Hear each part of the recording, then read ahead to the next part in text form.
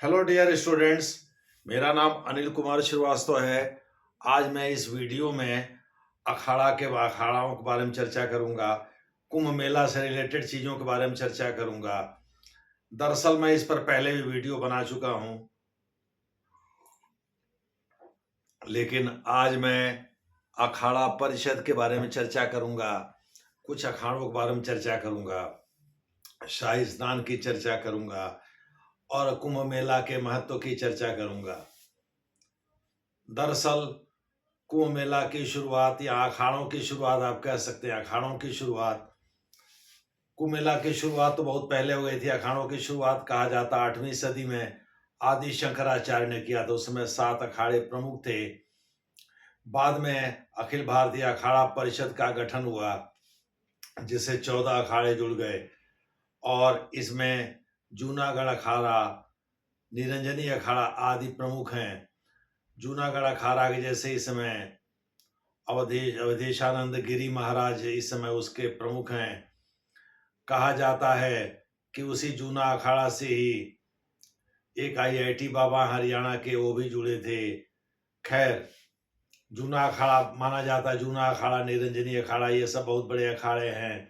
इससे बहुत सारे साधु संत जुड़े हुए हैं। अखिल भारतीय अखाड़ा परिषद का अगर अंग्रेजी अनुवाद किया जाए तो ऑल इंडिया मोनास्ट्री काउंसिल बनता है।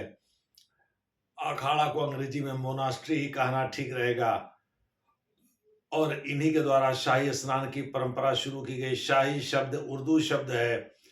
1801 में कहा जाता है पेशवाओं के समय में इसकी शुरुआत हुई थी। पेशवाओं ने इसे शाही स्नान नाम दिया।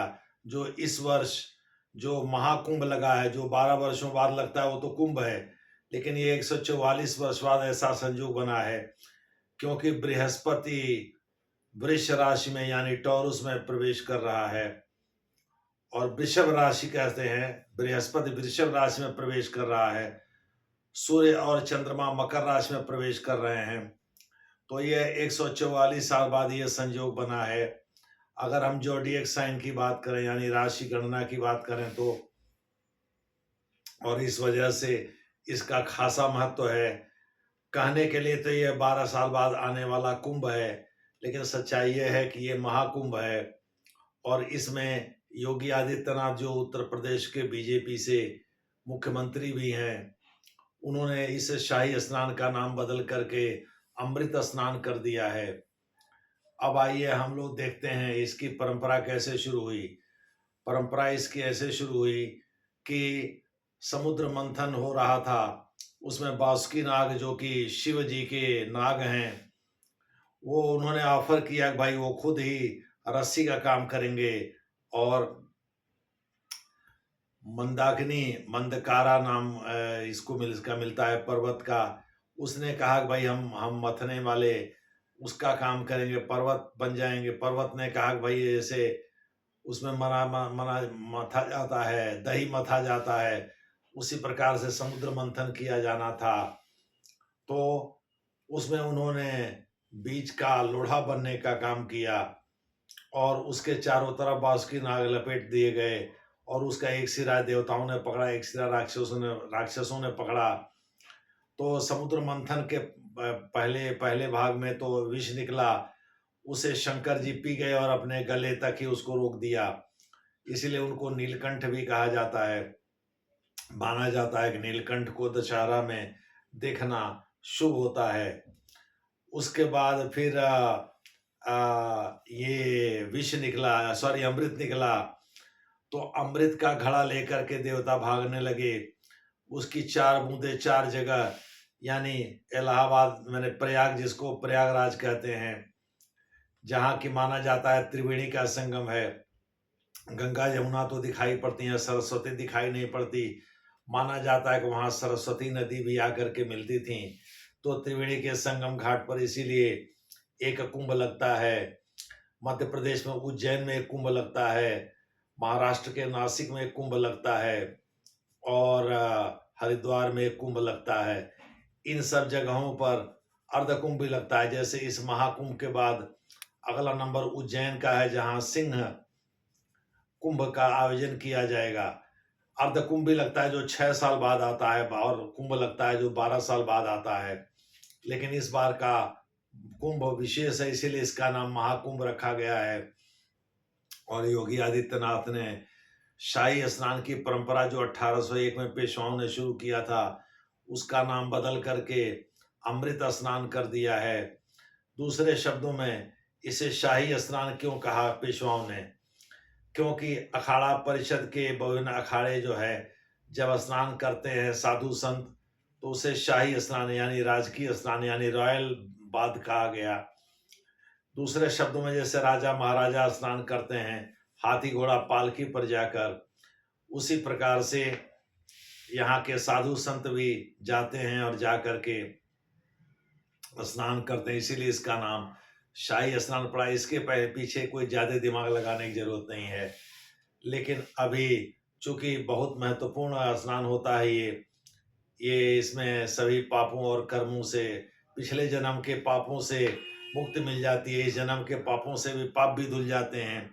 जैसा कि 108 उपनिषदों, 4 वेदों और उनसे जुड़े हुए गद्य में लिखे गए, कमेंट किए गए जो ब्राह्मण हैं, और 18 पुराण हैं, इन पुराणों में ही वास्तव में इसका ज्यादा वर्णन किया गया है।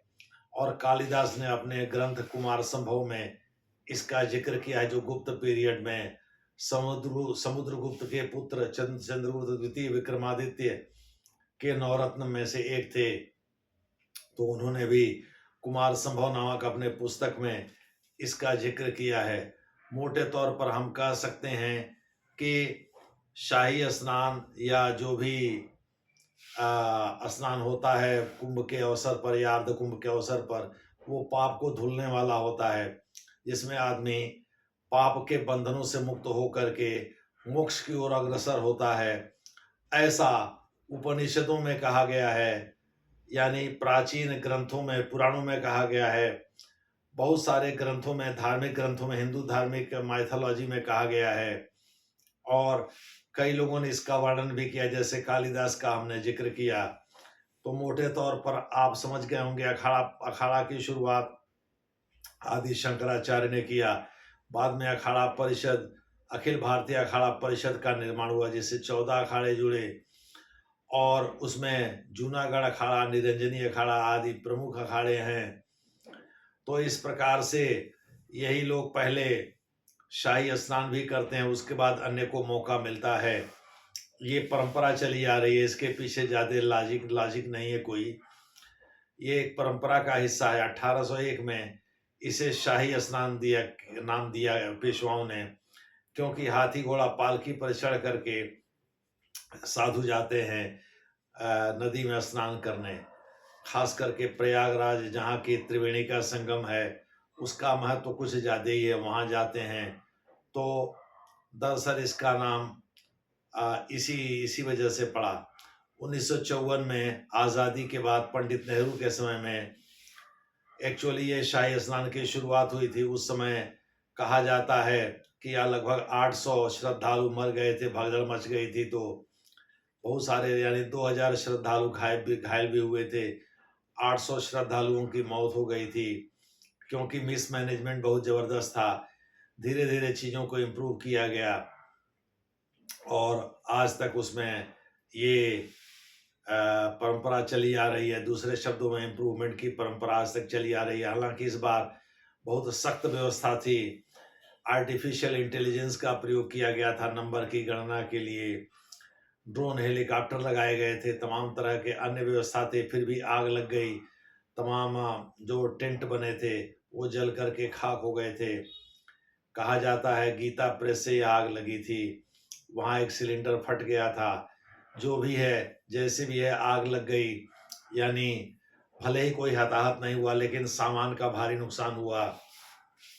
और हवा ने जो साथ दिया, हवा का रुख अगर उल्टा होता तो निश्चित रूप से ट्रेनों की आवाजाही पर भी असर पड़ता, और भी हट यानी झोपड़ी या जो वहाँ 5 स्टार होटल की सुविधा वाले जो बनाए गए हैं, घर बनाए गए हैं टेम्पोरेरी, वो सब जल करके राख हो जाते।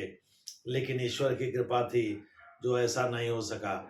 तो सबसे पहले आज़ादी के बाद इसकी शुरुआत 1954 में हुई। इसमें पंडित नेहरू भारत के प्रधानमंत्री थे। उस समय एक भगदड़ मच गई जिसमें 800 लोगों की जान चली गई और 2000 लोग करीब घायल हो गए।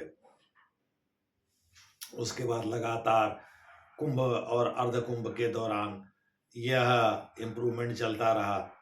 कहा जाता है 60 के दशक में चौधरी चरण सिंह के समय में भी यह एक बार आयोजित हुआ था, लेकिन चौधरी चरण सिंह ने मनोयोग के साथ इसका आयोजन किया, इसलिए कोई हादसा नहीं हुआ। उसके बाद ही उन्होंने कांग्रेस छोड़ भी दिया था और वो अलग हो गए थे। इसके बाद कहा जाता है थोड़ी बहुत अराजकता की या अव्यवस्था की स्थिति इंदिरा गांधी के समय में, राजीव गांधी के समय में भी बनी थी, लेकिन बाद में उसे सुधार लिया गया था। लेकिन अब जो व्यवस्था है वह काफ़ी चाक चौबंद है। लोगों का जान माल की रक्षा हो सके इसके लिए हॉस्पिटल चलते फिरते बहुत सारे हॉस्पिटल, मोबाइल हॉस्पिटल खुल जाते हैं। लोगों को खाने पीने की दिक्कत ना हो इसलिए तमाम वहाँ कैंटीन रेस्तरां भी दिखाई पड़ते हैं। लोगों को अपने दैनिक कार्यों में कोई तकलीफ ना हो इसीलिए तमाम वहाँ मोबाइल लैट्रिन बनाए जाते हैं। उसके बाद श्रद्धालुओं को दर्शन करने, जैसे लेटे हुए हनुमान जी के दर्शन में काफ़ी भीड़ होती है। गंगा स्नान या वहाँ त्रिवेणी के संगम पर स्नान करने के बाद लेटे हुए हनुमान जी का दर्शन शुभ माना जाता है। इस वजह से स्नान करके आने वाले श्रद्धालु वहाँ अच्छी खासी भीड़ लगाते हैं। तो उसे वहाँ भी अरेंज किया है योगी आदित्यनाथ की सरकार ने।